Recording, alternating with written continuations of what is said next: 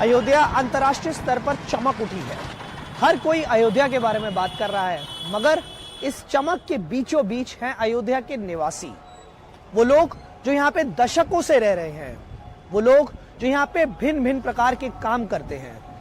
यहाँ के पंडित, यहाँ के रिक्शा वाले, यहाँ के कॉमन निवासी, लोकल निवासी यहाँ के, उनका अयोध्या को देखने का क्या नजरिया है, आइए हम देखते हैं। सावधान रहें,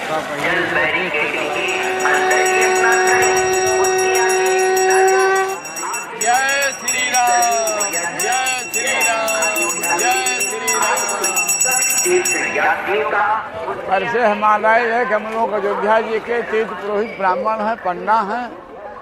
इस घाट पर अपना बैठते हैं, पूजा पाठ कराते हैं आए हुए श्रद्धालुओं का, अपने अयोध्या वासियों का।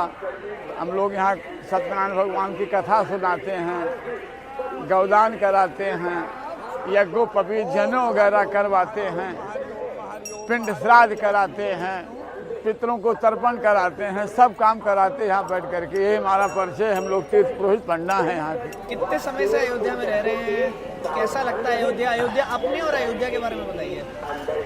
पहले से तो अयोध्या अब बहुत सुंदर हो गई है। जब से राम मंदिर का भूमि पूजन हुआ है प्रधानमंत्री जी के द्वारा, तब से अयोध्या में आदमियों की आमद बहुत बढ़ गई है। रात दिन आदमी यहाँ आते रहते हैं, सबका रोजगार भी बढ़ गया है। और अयोध्या में हमारी देखिए जो पतली पतली गलियाँ थी, सड़कें थी, अब वो सब चौड़ी हो गई। इतना बढ़िया लाइट हो गया कि पूरी अयोध्या दिल्ली दिखाई देने लगी है। ई रिक्शा की बढ़ती संख्या में एक आदमी अयोध्या में अभी भी है जो सिर्फ टांगा चलाता है।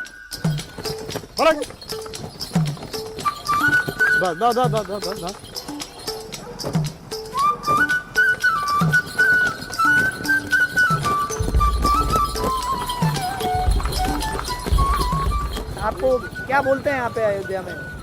क्या भगवती? भगवती बग्गी वाले? हाँ, भगवती बग्गी वाले। क्यों? क्यों? मैं मशहूर हूँ ना।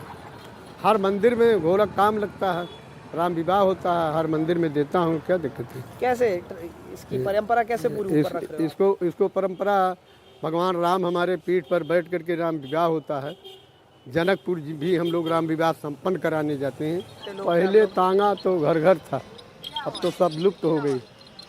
जो भी सरकार आया वो भी सरकार धीरे धीरे इसको खत्म करती गई, मगर अभी हम अयोध्या की शान मर्यादा बना करके रखा हूँ। ये हमारे यहाँ हमारे देश में ये चलता था, ये पुराना धंधा है, बरकरार अभी मैं जीवित रखा हूँ।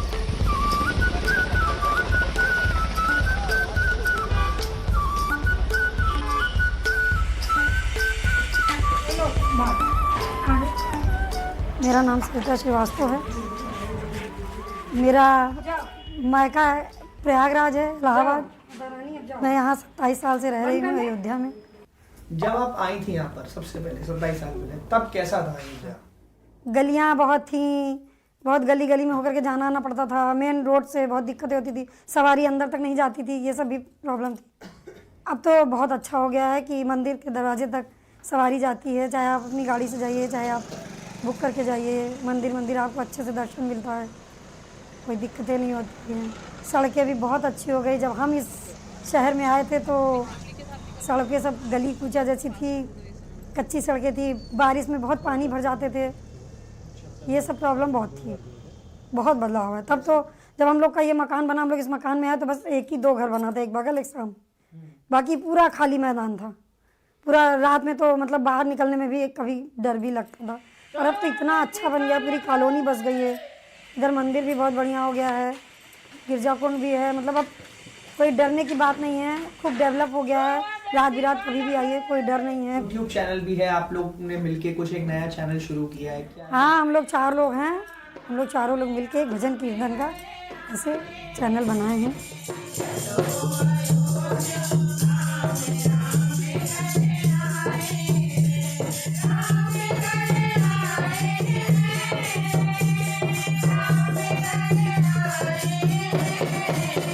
क्या आपकी प्रेरणा क्या थी इसकी?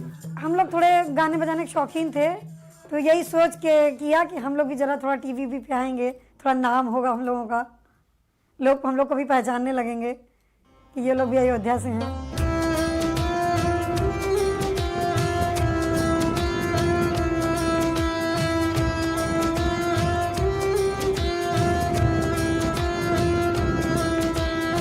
अब गर्व की बात है हम लोग के लिए कि अयोध्या में कम से कम विदेशों से आदमी देखने आएगा, एयरपोर्ट बन दर्शन गया करने इतना का। अच्छा। एयरपोर्ट बन गया अब है। तो डायरेक्ट लोग आ सकते और ये हैं, तो- ट्रेन का इतना दिक्कत नहीं रहेगा सफर ये करने तो का। जान लीजिए बहुत बड़ी बात हो गई कि ये इंटरनेशनल लेवल पे बन गया है।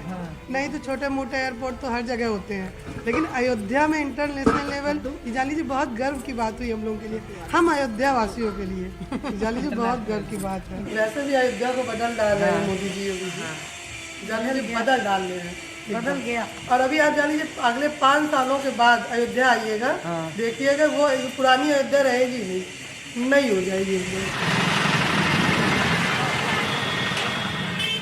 रानोपाली रेलवे क्रॉसिंग अयोध्या और फैजाबाद के लगभग बीच में पड़ता है, मगर इस बीच में जो लोग रहते हैं उस पर कहीं ना कहीं फैजाबाद और अयोध्या दोनों की परछाई है।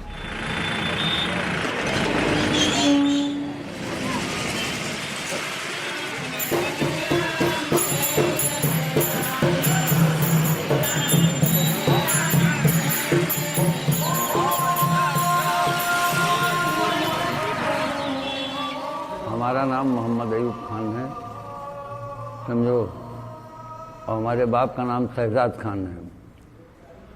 हम यहाँ रानोपाली में रहते हैं। मस्जिद से कैसे जुड़े हुए हैं? मस्जिद से हमने बनवाई है। अच्छा। ये मस्जिद छोटी थी, इसकी नई तामीर हमने की। हाँ, और बड़ी की, कुछ छोटी सी थी। हाँ, और लोगों के चंदे से और का नाम है इधर उधर की मदद से ये मस्जिद तामीर हुई। आपके नज़रिए से अयोध्या अभी कैसा है? पहले कैसा था, अभी कैसा है, आगे कैसा होगा? अरे बदलाव तो हुआ है, मतलब साफ सफाई, सड़क, सब चीज़ हुआ है पहले से बहुत अच्छा है। पड़ोसियों के बारे में बताइए अपने। हमारे पड़ोसी सब सही हैं, हाँ। ज़्यादातर सब हिंदू हैं। अच्छा। जी हाँ, सामने हिंदू, वो हिंदू। हम लोग 3 घर हैं यहाँ पर मौजूदा हालत में, 3-4 घर।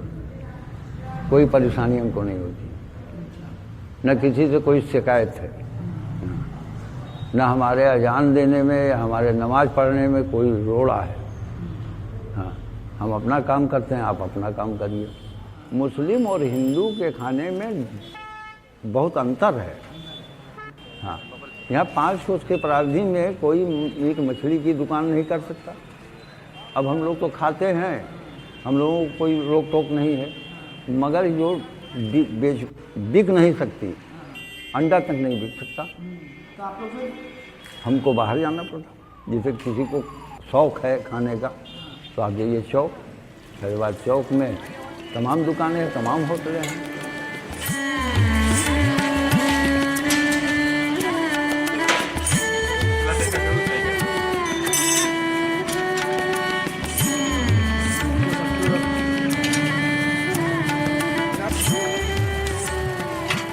मेरी उम्र 73 साल की है, फिर भी मैं काम कर रहा हूँ, और जैसे पहले करता था वैसे ही करता हूँ। दिन की कितनी आमदनी हो जाती है आपकी? अरे क्या हो जाती है, 400-500 रुपया मिल जाता है, कभी वो भी नहीं। अभी तक काम क्या आपके अंदर ऐसा है कि आपको लगता है कि अभी भी काम करना चाहिए इस उम्र में? जी हाँ, करना चाहिए। जब तक हाथ पैर चलता रहे तब तक काम करना चाहिए।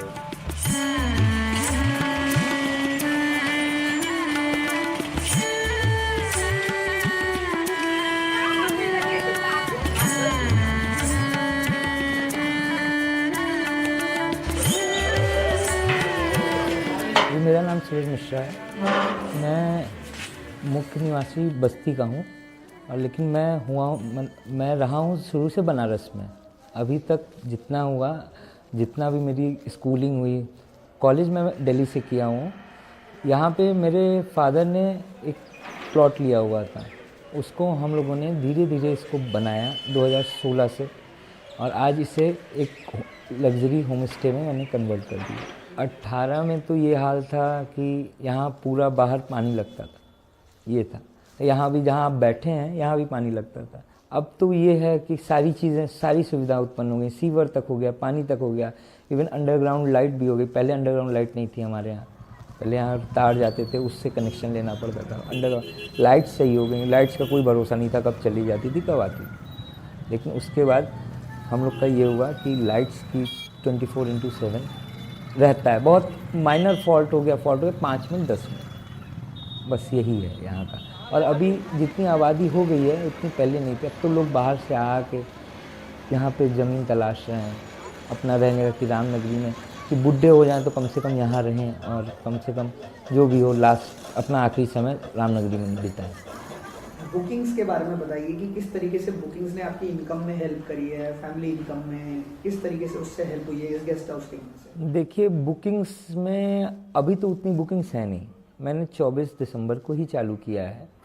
तो जहाँ तक है यहाँ की कनेक्टिविटी भी एकदम इस समय ज़ीरो है। आप या बाई रोड आ सकते हैं या बाई बस आ सकते हैं, चुनिंदा ट्रेनें हैं। जहाँ तक ये है कि ट्रैक्स का काम हो रहा है बाराबंकी में, इस वजह से सारी ट्रेन, 1-2 ट्रेन चल रही हैं उधर स्टेशन पे। तो बुकिंग्स तो उतनी नहीं है अभी, लेकिन जो कार्स वाले हैं ये सब हैं जो अपनी गाड़ियों से आ रहे हैं वो यहाँ पे आ रहे हैं। चाहे वो मेरा तो booking.com पे भी, वहाँ से भी मुझे बुकिंग्स मिलती रहती हैं।